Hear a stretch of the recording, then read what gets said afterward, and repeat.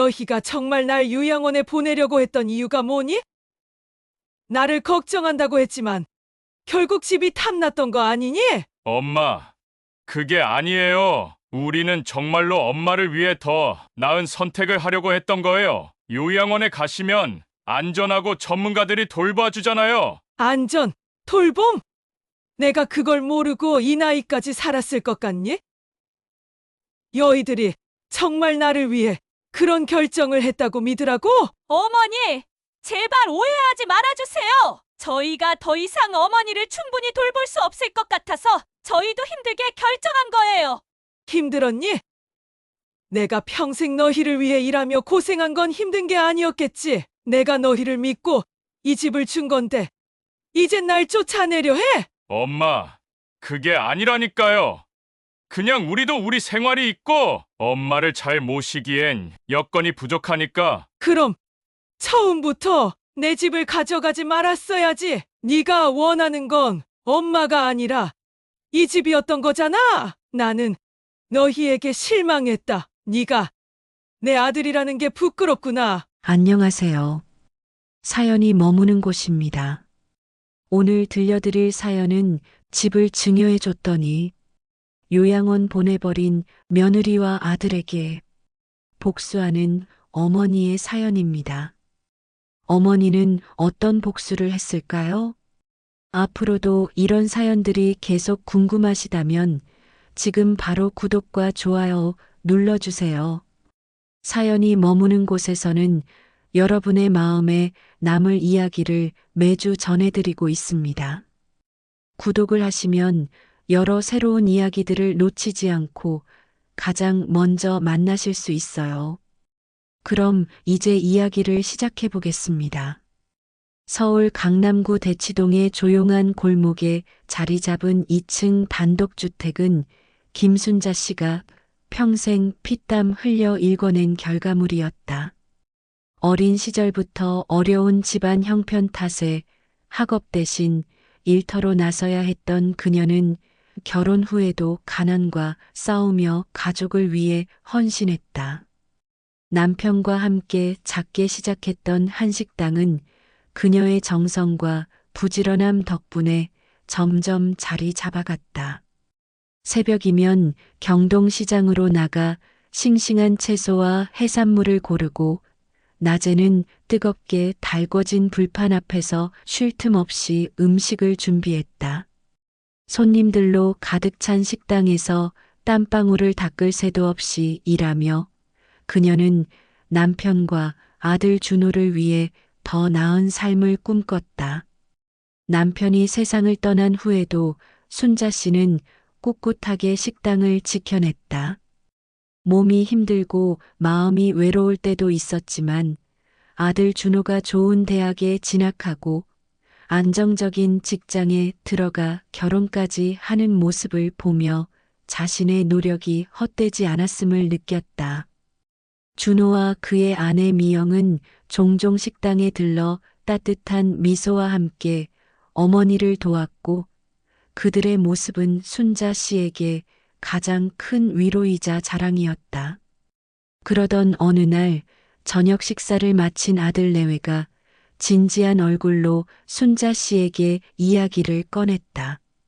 엄마, 이제 연세도 있으신데 이 집 혼자 관리하시기 힘드시잖아요. 저희가 더 가까이에서 도와드리면 좋을 것 같아요. 며느리 미영은 어머니의 손을 꼭 잡고 걱정스러운 표정으로 덧붙였다.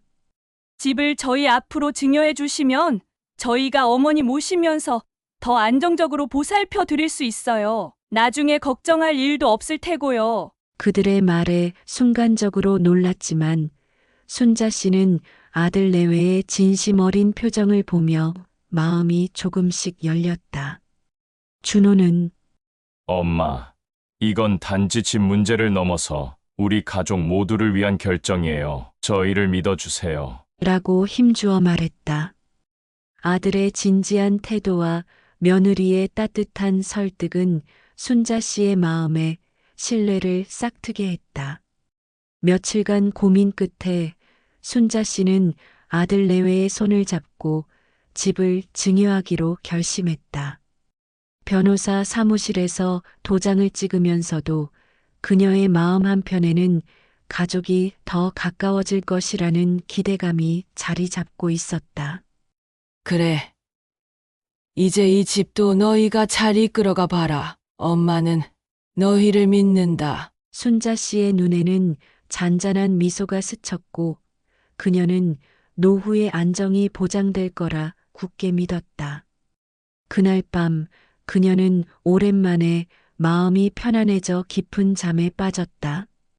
가족과 함께하는 노후의 꿈이 곧 현실이 될 것이라 확신하면서 증여가 마무리되고 몇 주가 지난 어느 날 김순자 씨는 평소처럼 집에서 TV를 보며 조용히 저녁 시간을 보내고 있었다. 아들 내외가 더 자주 찾아올 거라 기대했지만 오히려 방문 횟수가 눈에 띄게 줄어들었다. 순자 씨는 아이들이 요즘 바쁜가 보네. 라고 애써 생각하며 혼자 식사를 마치곤 했지만 점점 마음 한구석에 허전함이 밀려들었다. 그러던 중 아들 준호와 며느리 미영이 집에 찾아와 불쑥 이야기를 꺼냈다.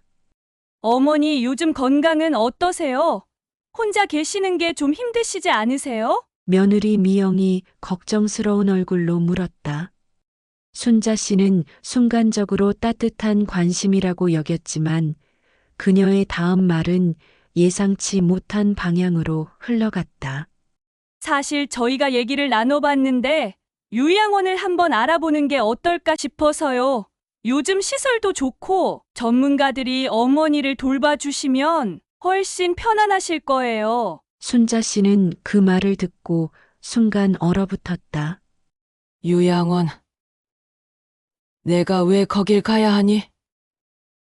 이 집에서 불편한 거 없는데. 그녀는 담담하게 물었지만 속으로는 심장이 두근거렸다.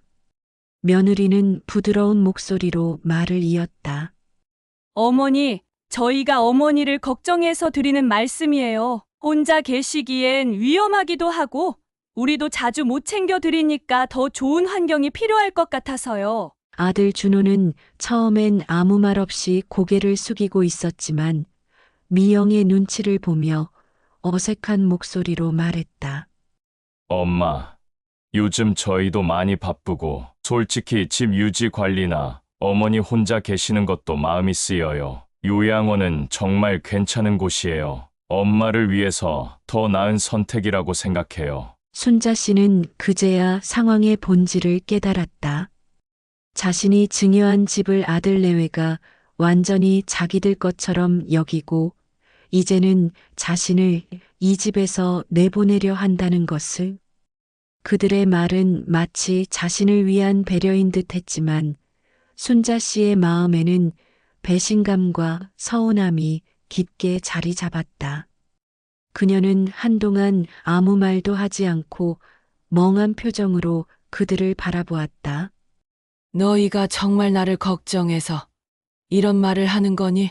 그녀의 목소리는 떨렸고 두 눈에는 눈물이 맺혔다. 하지만 아들 내외는 눈을 피하며 어색하게 대화를 마무리 지으려 했다.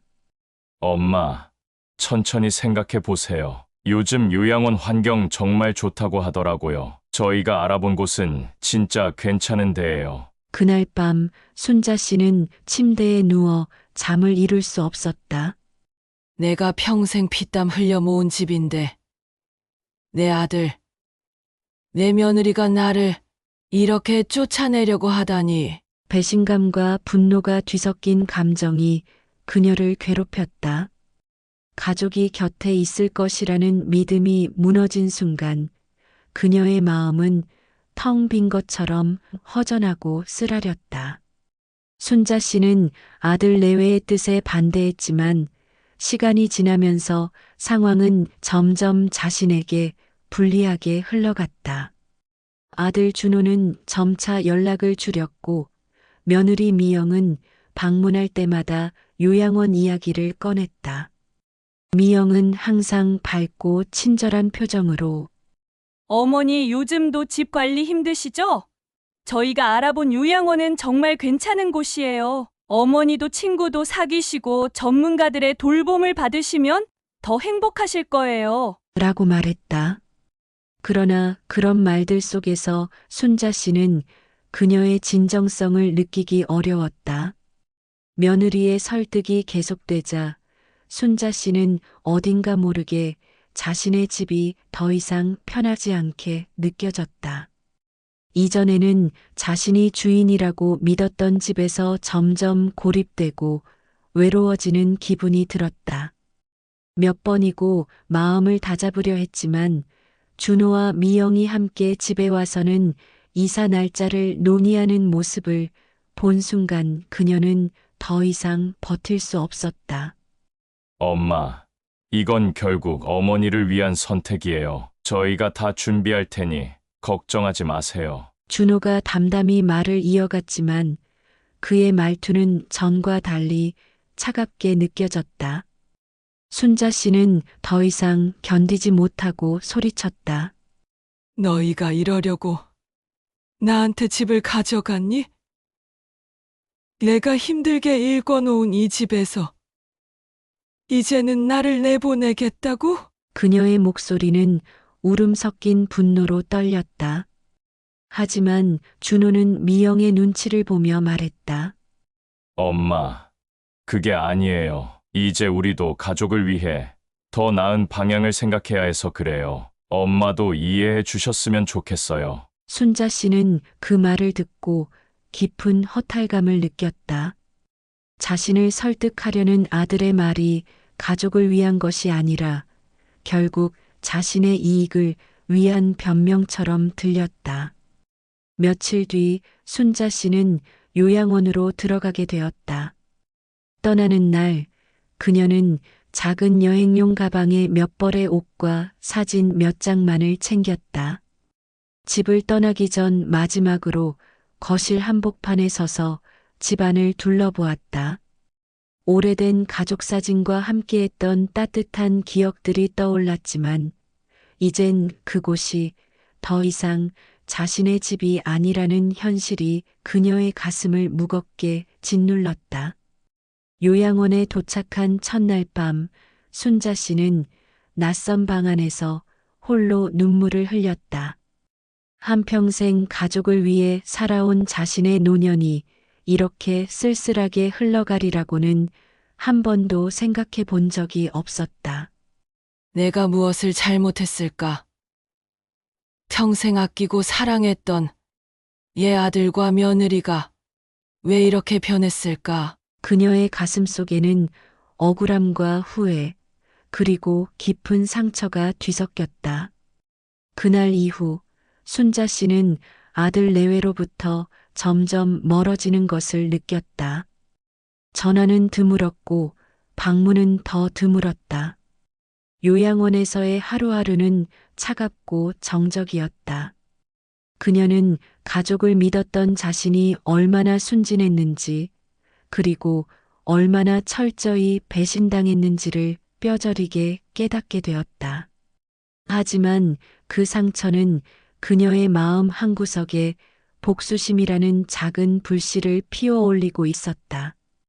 요양원에서의 삶은 순자 씨에게 낯설고 고독한 시간의 연속이었다. 깔끔하게 정돈된 방과 친절한 직원들, 어딘가 편안해 보이는 다른 어르신들이 있었지만 순자 씨에게 그곳은 애초부터 자신의 자리가 아니었다. 벽에 걸린 시계의 초침 소리가 유독 크게 들리는 밤이면 그녀는 자신을 이곳으로 몰아넣은 아들 내외의 얼굴이 떠오르며 분노와 슬픔에 잠을 이룰 수 없었다. 그러던 어느 날 순자 씨는 우연히 요양원에 방문한 한 사회복지사와 이야기를 나누게 되었다. 젊고 열정적인 복지사는 어르신들에게 법률 상담을 제공하며 도움을 주는 봉사활동을 하고 있었다. 순자 씨는 그녀에게 자신의 억울한 사정을 털어놓았다. 내가 평생 뼈 빠지게 일해서 나련한 집인데 아들 내외가 나를 배신하고 요양원으로 보냈어요. 그 집, 내가 증여는 했지만 아직도 내 집이라 믿고 있었는데. 복지사는 조심스럽게 질문했다. 어머님, 혹시 증여계약서에 특별한 조건이나 조항이 있었는지 기억나세요? 가끔 조건부 증여가 이루어지기도 하거든요. 이 말을 들은 순자 씨는 머리를 스치듯 떠오르는 기억이 있었다. 증여를 할 때 변호사가 관계를 유지하는 조건이 포함된다. 라고 설명했던 순간이었다. 순자 씨는 복지사의 권유로 직접 변호사를 찾아가 증여 계약 내용을 다시 검토하기로 했다. 며칠 뒤 서류를 들고 변호사 사무실에 도착한 순자 씨는 떨리는 손으로 계약서를 건넸다. 변호사는 조용히 서류를 읽더니 말했다. 어머니, 이 계약서에 따르면 가족 간의 관계가 단절되거나 어머니가 부당하게 대우를 받는 경우 증여를 취소할 수 있습니다. 그 말을 듣는 순간 순자 씨는 희미하게 떠오르던 기억이 선명해졌다. 당시 아들 내외의 설득에 쉽게 마음을 준 것이 마음에 걸려 변호사가 권유한 조건부 증여를 추가했었다. 하지만 이후에는 그것을 잊고 있었던 것이다. 변호사는 증여 취소를 진행하시겠습니까? 라고 물었고 순자 씨는 망설임 없이 고개를 끄덕였다. 그 집은 내가 평생의 노력을 다 바쳐 만든 내 집이에요. 내 아들 내외가 날 이렇게 내몰 줄 알았다면 절대 넘기지 않았을 겁니다. 그녀의 목소리에는 그동안 쌓였던 분노와 단호함이 담겨 있었다. 변호사는 즉시 증여 취소 절차를 진행하기로 했고 순자 씨는 서류에 도장을 찍으며 속으로 다짐했다. 다시는 나를 이렇게 하찮게 여기지 못하게 하겠다. 내가 누구인지 똑똑히 보여주마. 이후에도 절차가 순조롭게 진행될 수 있도록 변호사는 그녀를 도왔고 마침내 몇 달 뒤 집은 다시 순자 씨의 명의로 돌아오게 되었다. 법적 절차가 끝난 날 순자 씨는 요양원 방에서 짐을 정리하며 작은 웃음을 지었다.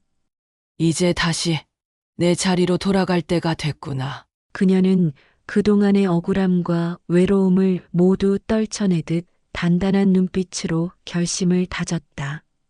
집으로 돌아가는 날 순자 씨는 비어있는 거실에 서서 천천히 주위를 둘러봤다.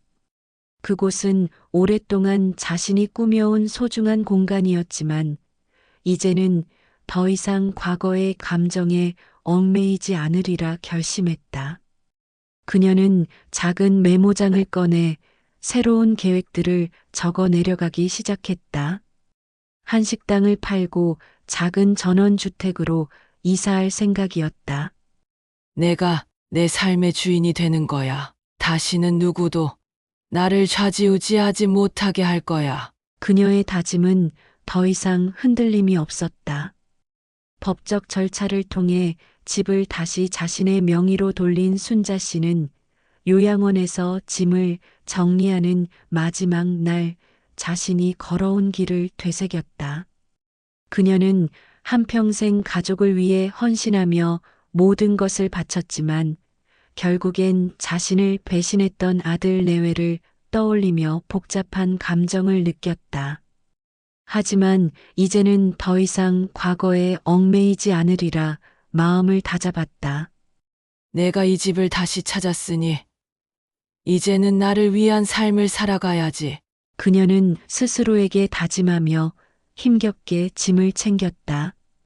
며칠 뒤 순자 씨는 변호사를 통해 아들 준호와 며느리 미영에게 집이 자신의 명의로 돌아왔음을 알렸다. 이 소식을 들은 준호는 믿을 수 없다는 표정으로 전화를 걸어왔다. 엄마, 이게 도대체 무슨 일이에요? 왜 갑자기 집을 돌려받으신 거예요? 그는 다급한 목소리로 물었지만 순자 씨는 차분하게 대답했다.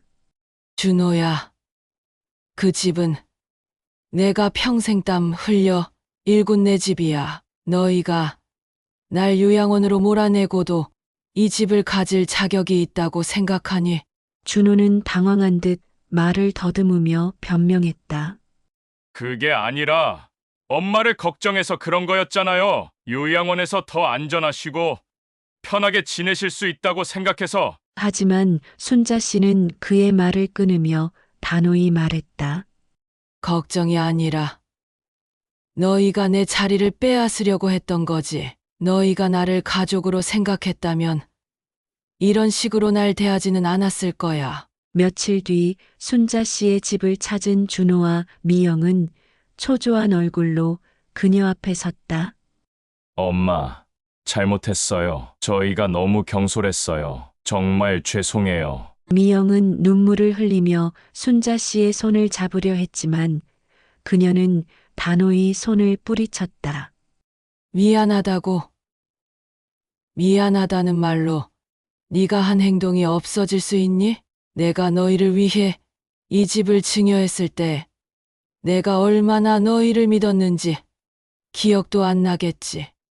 준호는 고개를 떨구며 더 이상 변명하지 못했다. 순자 씨는 그들의 눈을 바라보며 깊은 숨을 내쉬었다. 너희가 돌아와서 용서를 구하는 마음은 알겠지만 용서로 끝낼 수 있는 일이 아니야. 나는 평생 너희를 위해 살아왔지만 이제는 나를 위해 살 거야. 그리고 그 과정에서 너희는 내 인생에서 빠지는 게 맞는 것 같구나. 그 말을 끝으로 순자 씨는 조용히 방으로 들어갔다. 그녀는 방에서 자신이 짜둔 새로운 인생 계획을 펼쳐보며 앞으로의 삶을 다짐했다. 한식당을 매각해 작은 전원주택으로 이사할 계획이었고 그곳에서 조용히 자신의 취미와 여유를 즐기며 살겠다고 결심했다. 내 삶은 이제 내 것이야. 더 이상 누구의 희생도 누구의 간섭도 없을 거야. 그녀의 눈에는 단호한 빛이 서려 있었다. 그날 이후 순자 씨는 아들 내외와의 연락을 끊었다. 그들은 몇 번이고 집 앞까지 찾아왔지만 그녀는 더 이상 마음을 열지 않았다. 문 앞에 남겨진 쪽지와 꽃다발을 보며 잠시 흔들릴 때도 있었지만 순자 씨는 단호했다. 가족이라면 배신하지 않았을 거야. 이제 나는 내 인생을 살아갈 거야. 그녀는 새로운 출발을 위해 천천히 준비를 이어갔다. 순자 씨는 결국 도시를 떠나 경기도 외곽의 작은 전원주택으로 이사했다. 그녀는 집 주변에 작은 텃밭을 가꾸고 아침이면 상쾌한 공기를 마시며 산책을 즐겼다. 어쩌다 마을 사람들과 함께 차를 마시며 웃을 때면 그녀의 얼굴에는 오랜만에 여유로운 미소가 피어올랐다. 순자 씨는 비로소 자신을 위한 삶을 살아가고 있었다. 작은 전원주택에서 새 삶을 시작한 순자 씨는 이른 아침 서늘한 공기를 마시며 창문을 열었다. 오래된 대치동 집을 떠나온 지 몇 주가 되었지만 이곳에서의 삶은 그녀에게 뜻밖의 평화를 가져다 주고 있었다. 이전에는 익숙했던 도시의 소음 대신 새소리와 바람에 흔들리는 나뭇잎 소리가 그녀를 감싸고 있었다. 순자 씨는 문 밖에 놓아둔 고무장화를 신고 작은 텃밭으로 나갔다. 손수 가꾼 배추와 상추가 푸르게 자라는 모습을 바라보며 미소를 지었다. 이게 진짜 내 삶이지. 내 손으로 일구고 내 힘으로 살아가는 거. 텃밭을 돌본 뒤 그녀는 집 안으로 들어와 한식을 차렸다.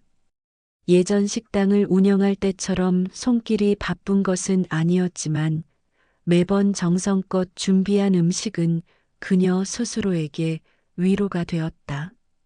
달걀말이를 부치고 된장국을 끓이며 그녀는 가끔씩 자신에게 찾아온 변화를 떠올렸다. 어쩌면 이 모든 게 나한테 꼭 필요했던 과정이었는지도 모르겠네. 순자 씨는 혼잣말을 하며 부드럽게 웃었다. 하지만 평온한 날들 속에서도 과거의 기억은 종종 그녀를 괴롭히곤 했다. 아들과 며느리에게 배신당했던 순간들, 자신이 믿었던 가족에게 내쳐졌던 상처가 문득 떠오르면 순자 씨는 눈물을 삼키며 마음을 다잡았다. 그런 날이면 그녀는 책상 위에 놓아둔 일기장을 펴들었다. 요양원에서 느꼈던 외로움, 집을 되찾기 위해 고군분투했던 과정, 그리고 새로운 삶을 시작하며 느꼈던 안도감과 희망을 조용히 써내려갔다. 내 삶의 주인은 나다. 이제 더 이상 누구에게도 흔들리지 않을 거야. 그녀의 글은 점점 더 단단한 결심으로 채워졌다. 이사한 뒤 몇 달이 지나 마을 사람들과도 조금씩 가까워졌다. 처음에는 조용히 혼자 지내길 원했지만 지나가던 이웃들이 먼저 인사를 건네며 따뜻하게 다가왔다. 옆집에 사는 박 여사는 순자 씨에게 직접 담근 고추장을 건네며 말했다. 여기서 살다 보면 정말 좋아질 거예요. 마음 편하게 지내다 보면 몸도 더 건강해질 거고요. 순자 씨는 그 말을 듣고 가슴 깊이 감사함을 느꼈다. 점점 마을 사람들과 소소한 대화를 나누고 함께 농작물을 가꾸며 순자 씨는 새로운 인간관계를 쌓아갔다. 특히 마을회관에서 열리는 작은 모임에 나가며 그녀는 다시 웃는 법을 배웠다. 노래자랑에서 춤을 추는 이웃들을 보며 크게 웃기도 했고, 새로 사귄 친구와 함께 시골 장터로 나가 신선한 재료를 사오기도 했다. 그런 하루하루는 그녀에게 새로운 희망과 활력을 선물했다. 어느 날 저녁 순자 씨는 조용히 마당에 앉아 지는 해를 바라보며 생각에 잠겼다. 그녀의 손에는 오래된 가족 사진이 들려 있었다. 사진 속에는 자신을 자랑스러워하던 준호의 어린 시절 모습과 행복해 보이던 가족의 모습이 담겨 있었다. 그때의 준호는 세상 누구보다 어머니를 믿고 따랐던 아이였다. 순자 씨는 한숨을 쉬며 사진을 내려다보았다. 나도 그 아이들을 너무 믿었나 보다. 그 믿음도 이제 끝났지. 그녀는 다시 일어서며 사진을 작은 서랍에 넣었다. 그리고 창밖으로 별이 떠오르는 것을 바라보며 조용히 말했다. 이젠 나를 위한 삶을 살고 나를 사랑해줄 사람들과 함께 할 거야. 가족이란 이름 아래에서 더 이상 상처받지 않을 거야. 시간이 흐르면서 순자 씨는 점점 더 새로운 삶에 적응해 갔다. 그녀는 마을 사람들과 함께한 일상 속에서 따뜻한 정을 나누었고 스스로에게 작은 선물 같은 평온을 선사했다. 그녀의 마음속에 남아있던 상처들은 시간이 지나면서 희미해져 갔고 그녀는 더 이상 과거에 얽매이지 않게 되었다. 이제 순자 씨는 자신의 삶을 새롭게 쓸 준비가 되어 있었다. 그녀의 얼굴에는 더 이상 후회나 슬픔이 아닌 평온한 미소가 떠올라 있었다. 순자 씨가 새롭게 시작한 삶이 점점 안정되어 가던 어느 날 아들 준호가 전화를 걸어왔다. 전화기를 보며 한동안 망설이던 순자 씨는 깊은 한숨을 내쉬고 통화를 받았다. 엄마, 저예요. 잘 지내세요? 준호의 목소리는 어색하게 떨리고 있었다. 순자 씨는 한동안 침묵하다 차분한 목소리로 답했다. 잘 지낸다. 무슨 일이니? 준호는 한참 망설이다가 조심스럽게 말을 꺼냈다. 엄마, 한 번만 저희랑 만나주시면 안 될까요? 드릴 말씀이 있어서요. 순자 씨는 그 말에 속이 상했지만 어머니로서 마지막으로 준호의 진심을 확인하고 싶었다. 알겠다. 카페에서 보자. 그녀는 담담히 약속을 잡고 통화를 끊었다. 그리고는 거실 소파에 앉아 한참을 생각했다. 그 아이가 무슨 말을 하려고 할까? 정말 후회하고 있는 걸까? 아니면 또다시 나를 설득하려고 하는 걸까? 머릿속이 복잡했지만 그녀는 스스로 다짐했다. 어떤 말을 들어도 흔들리지 않을 거야. 이젠 내가 나를 지켜야 하니까. 며칠 뒤 약속한 날이 되었다. 순자 씨는 소박한 옷차림으로 카페에 도착했다. 테이블에 앉아있던 준호와 미영은 그녀를 보자 서둘러 일어섰다. 엄마, 여기요. 그들의 표정에는 긴장과 불안함이 엿보였다. 순자 씨는 무표정하게 고개를 끄덕이며 자리에 앉았다. 준호는 한참을 망설이더니 말을 꺼냈다.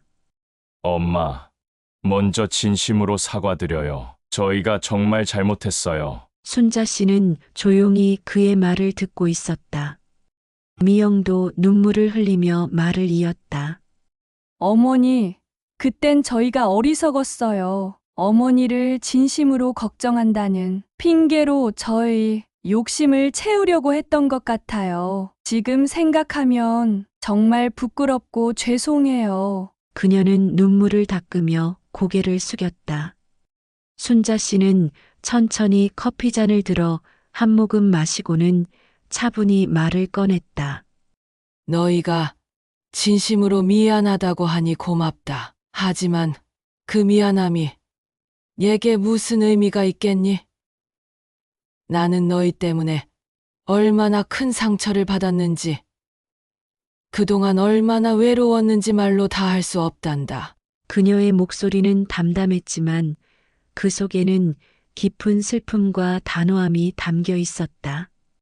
준호는 고개를 떨구고 더 이상 말을 잇지 못했다.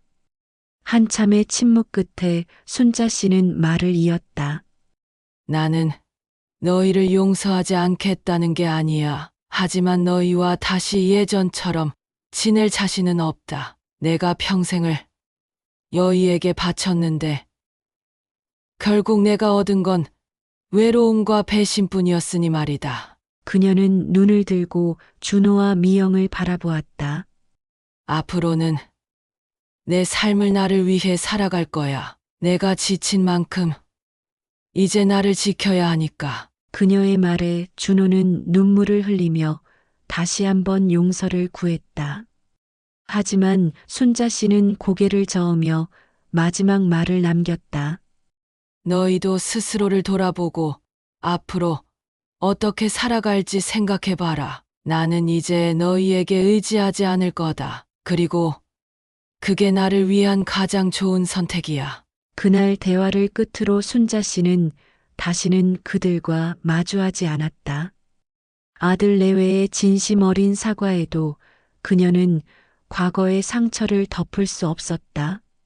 하지만 그녀는 그날 이후로 마음이 한결 가벼워졌음을 느꼈다. 더 이상 얽매이지 않겠다는 결심이 그녀를 더욱 강하게 만들었기 때문이다.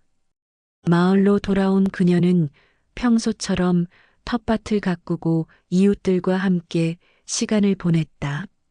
마을 모임에서는 그녀의 손맛을 칭찬하는 목소리가 끊이지 않았고 그녀는 그 속에서 새로운 가족 같은 정을 느꼈다.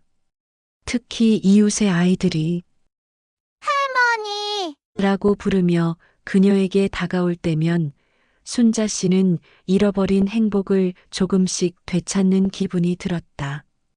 어느 여름 저녁 순자 씨는 마당에 앉아 붉게 물드는 노을을 바라보았다. 손에는 그녀가 새로 심은 꽃들에 대한 일지를 적은 작은 노트가 들려 있었다. 그녀는 천천히 일기를 적으며 중얼거렸다. 내 삶은 다시 피어나는 중이야. 내가 내 자신을 지키고 사랑하는 방법을 배웠으니 이제는 무엇도 두렵지 않다. 그날 밤 순자 씨는 오랜만에 깊고 편안한 잠에 빠졌다.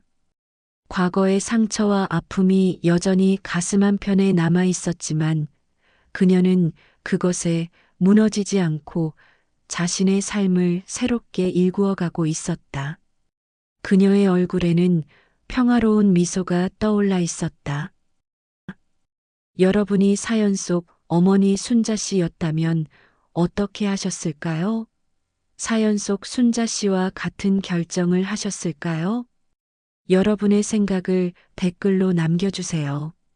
가족은 믿음과 사랑으로 지켜가는 것이지 욕심으로 흔들려서는 안 됩니다.